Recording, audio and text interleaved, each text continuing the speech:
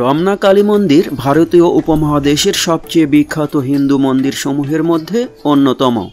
সাধু হরিচরণ গিরি মন্দিরটি প্রতিষ্ঠিত করেন। ঢাকার সোহরাওয়ার্দী উদ্যানের দক্ষিণ দিকে 2.22 একর জমির উপর প্রতিষ্ঠিত রমনা কালী মন্দির ও মা আনন্দময়ীর আশ্রম। মন্দিরটি 3 নেতার মাজার ও মেট্রো রেল ঢাকা বিশ্ববিদ্যালয় স্টেশন সংলগ্ন। বর্তমান পুনর্নির্মিত কালী মন্দিরটি ভারত সরকারের আর্থিক সহায়তায় নির্মিত হয়। 2021 সালে 17 ডিসেম্বর ভারতের মহামান্য রাষ্ট্রপতি শ্রী রামনাথ কোবিন্দ মন্দিরটি উদ্বোধন করেন।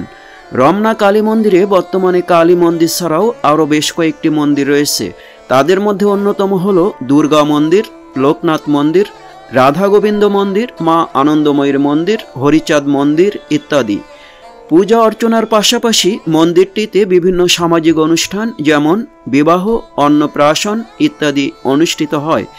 কালীবাড়ি মন্দিরের সামনে রয়েছে একটি বড় দিঘি। কথিত আছে ভাওয়ালের রানী বিলাসমণি দিঘিটি খনন করান।